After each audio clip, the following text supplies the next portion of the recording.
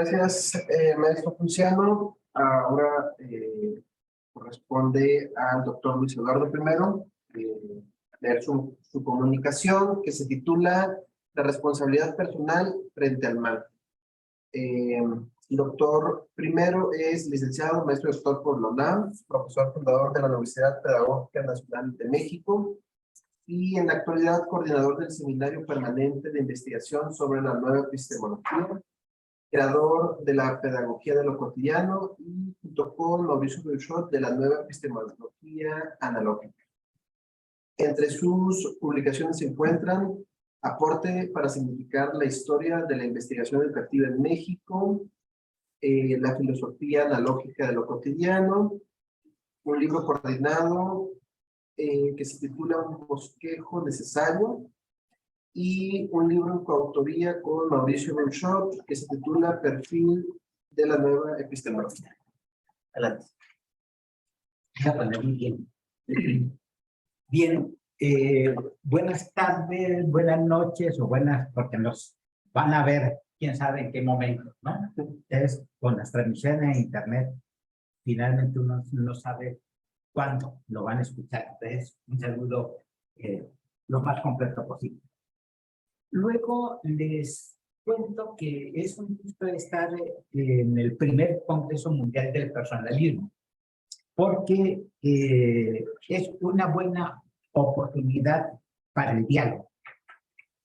Y justamente lo que yo voy a hacer es justo platicar lo que escribí para este Congreso.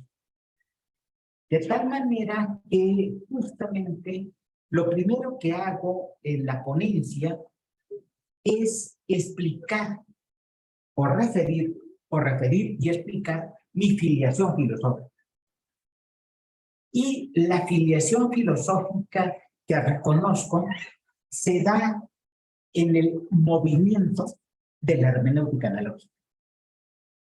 Y esto es muy importante porque muchas veces se piensa a la hermenéutica analógica exclusivamente como la creación de Mauricio. Y de origen fue así.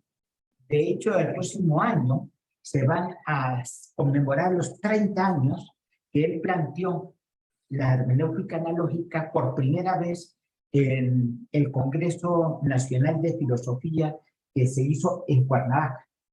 Y entonces, allí, el planteamiento original fue de él.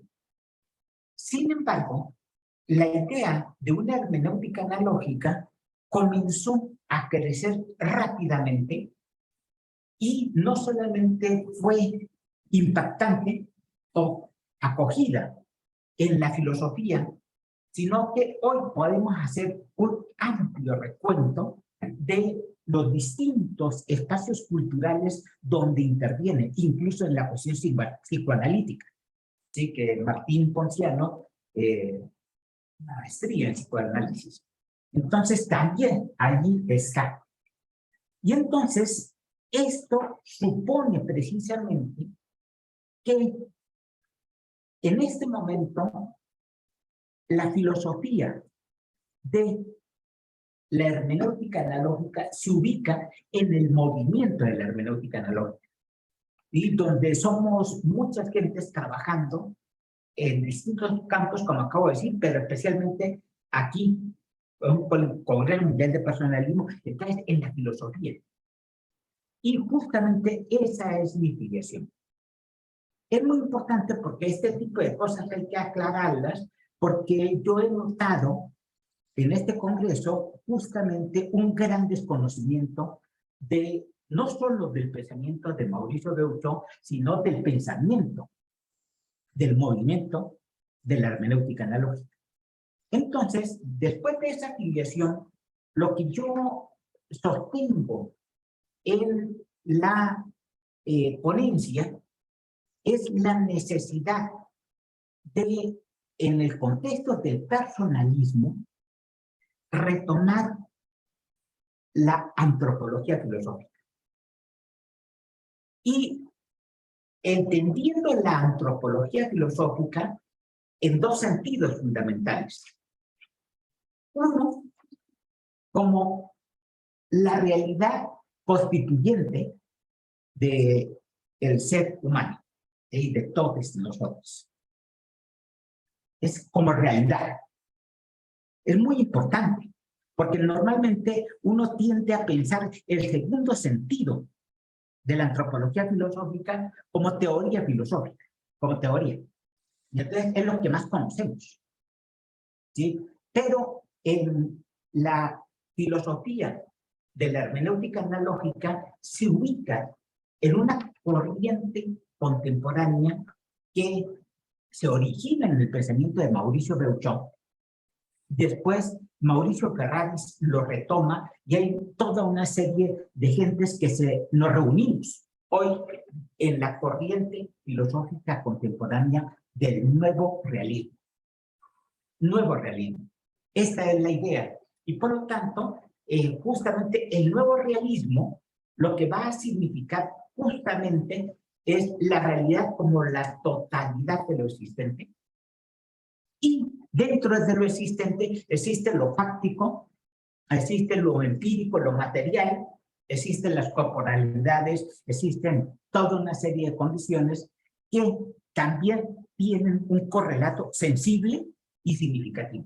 Entonces, a partir de esto, estamos dando con una realidad de manera integral.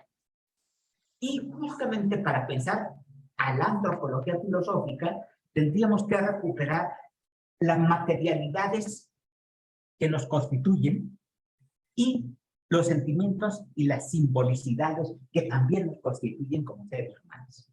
Esto es propio del nuevo realismo. Y entonces, a partir de eso, es que justo de toda esta filosofía del movimiento de la hermenéutica analógica, hemos podido generar un desarrollo del materialismo. El primer materialismo que nosotros conocimos cuando estudiamos filosofía fue el materialismo vulgar, es decir, que correspondía a la captación de lo empírico. Después, con el surgimiento del pensamiento dialéctico, ¿sí?, tanto hegeliano como de los marxistas, ¿sí?, se habló de un materialismo dialéctico. Y fue el segundo materialismo que se crea en la modernidad. Desde la filosofía de la hermenéutica analógica hemos podido establecer un nuevo materialismo, el materialismo analógico. En la ponencia están todas las referencias, ¿no? Ahora evidentemente no me voy a poner a dar citas, pero allí están todas las referencias de dónde están las publicaciones de todo este tipo de cosas. Y justamente a partir del materialismo analógico es que hay que llegar a la materialidad que nos constituye, ¿sí?, y el conjunto sensible y simbólico, para poder tener una antropología filosófica integral o multifactorial. Eso está clarísimo desde los orígenes de la filosofía de Mauricio Beuchon. Un personalismo integral. Sí, porque la filosofía analógica es eso, integracionista desde los orígenes. Entonces, a partir de eso, justo yo también en el texto escrito ofrezco una sistematización de las partes que nos constituyen como seres humanos, muy larga, muy extensa. Y esto sería una cuestión también que excede los tiempos que tenemos. Pero lo digo súper rápido. Hay una parte meramente empírica o fáctica que tiene que ver con nuestro poder económico o de hacer economía, de poder hacer relación con los otros, es moral, un poder educativo, el poder de formarnos, y un poder de descanso y diversión. Porque ya en esta época ya ni descansamos ni nada, pero finalmente es otra parte de nuestra realidad. Y luego, dentro de la parte interna nuestra, tendríamos que pensar justamente en la existencia de una sensibilidad y de una intelectualidad. Pero también de pulsiones e instintos. Esta idea de pulsiones la tomamos del aporte de Sigmund Freud, ¿sí? Porque hay que tomar los grandes aportes de los grandes teóricos para incorporarlos a una buena filosofía. Y entonces, en este sentido, Sigmund Freud piensa, y eso está en su antropología filosófica, dos pulsiones. Las conocen todos. Pulsión de vida y pulsión de muerte. Es decir, Eros y Tánatos. Sin embargo, rastreando la historia de la filosofía, porque es muy importante conocerla, uno puede encontrar que en la última crítica de Immanuel Kant, la crítica del juicio, él llega a plantear justamente la idea de una tercera pulsión. La pulsión que ahora nosotros llamamos de posesión. ¿Sí? Esto es muy importante en la antropología filosófica kantiana y se trabaja muy poco. Y después yo tomo esto que voy a citar enseguida de un texto de Mauricio Reuchon que se llama La filosofía de la educación en clave postcolonial, que lo pueden bajar gratuitamente si lo consiguen en la referencia en la ponencia, ¿sí? Siempre regalamos los libros, siempre, para que se pueda tener un conocimiento claro, gratuito y público. En ese libro, para ilustrar el sentido de posesión, Mauricio Reuchon retoma a Rousseau y cita de Rousseau que el problema de la modernidad, el problema del capitalismo, el problema general de la propiedad privada, surgió cuando alguien dijo, esto es mío. Esto es mío. Y entonces, a partir de allí, se crea justamente la historia de la propiedad privada, etcétera, etcétera, etcétera. Pero ahora lo que estoy justamente es refiriendo al sentido de posesión. Esto es muy relevante porque justo va a ser un impulso que tenemos que reconocer en nuestra acción. Y también en el cuadro del diagrama del ser humano tengo toda una serie de otras características ontoantropológicas que nos constituyen y que puede ir en pares. Por ejemplo, lo natural del ser humano es ser expresivo, hablar, comunicarse. Pero el antónimo es justamente ser insano o enfermo, no hablar, no comunicarse. Esto va a ser una fuerza del mal. Sí, que es lo que voy a comenzar a destacar ahora, las fuerzas del mal. Porque esto es lo que la antropología filosófica normalmente no reconoce. ¿Cuáles son las fuerzas malignas que nos habitan? Una es justamente el estar sin comunicarnos, pero también somos depredadores, cuando justamente lo contrario es ser social o comunitario, pero también nos dedicamos a depredar, a hacer mal en muchas cosas, ¿sí? Obviamente que en las personales hay niveles, ¿no? Seguramente Martín Ponciano no es un depredador, ¿sí? Pero a lo mejor nos encontramos a la gente que mataron a la mujer en Guadalajara, que sí, en fin. También la otra característica es que somos malos y buenos. Y esto siempre nos queremos pensar como buenos, pero también tenemos cosas malas, incluso por una falta de maduración personal. Y aquí viene justamente recuperar la psicología del desarrollo. Nosotros, es decir, Mauricio Reuchon y yo, tomamos la cuestión sobre todo piagetiana, pero también freudiana, que hay un proceso de maduración. Entonces, cuando hay maduraciones inconclusas o desigual combinadas, entonces muchas veces no podemos controlar las cuestiones del mal.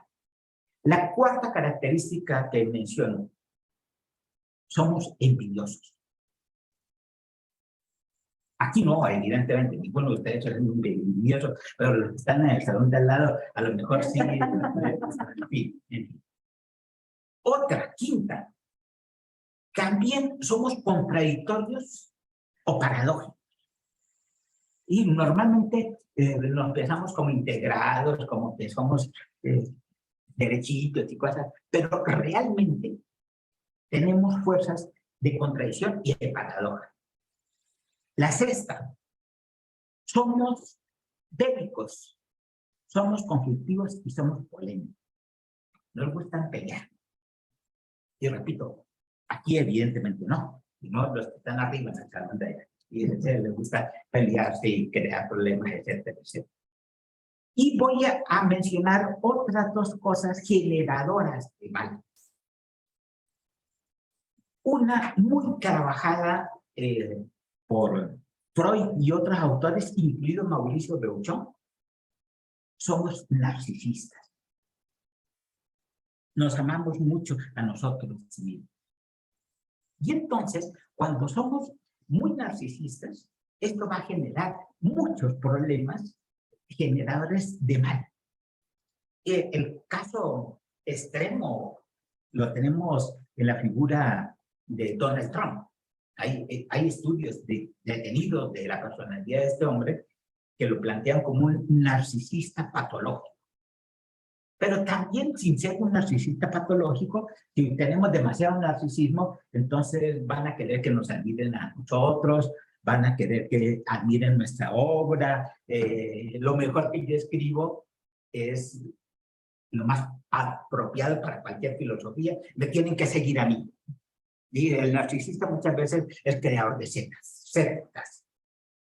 Y por último, voy a decir que también el ser humano somos olvidadizos. Tendemos justamente a olvidar. Es decir, a dejar de considerar algo que pasó o que nos dijeron. Y entonces, estas 8 características creo que son importantes para entender cómo es que podemos caer fácilmente al mal, y todo esto asociado a la tercera pulsión, la deposición. Entonces, todo este conjunto de cosas, a mí me interesa mucho planteárselas, porque precisamente de este tipo de cosas se habla muy poco. Sí, del mal sí se escribe bastante, pero en las cuestiones del personalismo no lo oigo, ni lo leo. Y yo creo que es muy importante porque la persona en el comportamiento ético, sí, que es el sentido de mi ponencia, tiene que saber tomar una posición sobre el mal. ¿Sí? Y si no tenemos justamente una ética que sea capaz de modular o de armonizar el mal, entonces vamos a estar creando toda una serie de circunstancias complicadas, conflictivas, e incluso nos podemos convertir en personas, voy a usar un término que ahora es bastante común, tóxicas. Y tóxicas como trabajadores, como profesores, como parejas. Ni se diga cuando estamos de conductores, que no podemos estar tranquilos porque nos están echando el coche y todo lo demás. Entonces yo creo justamente que la ponencia termina mostrando las posibilidades de modular el mal.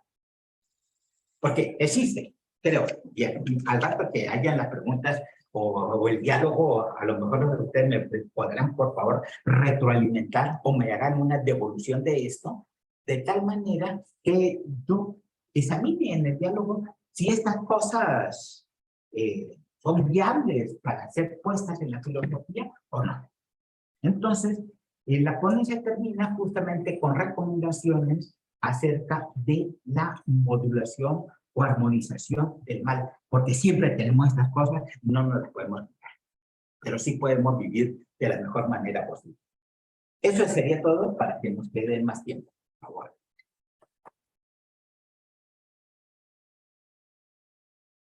Abrimos el momento de preguntas.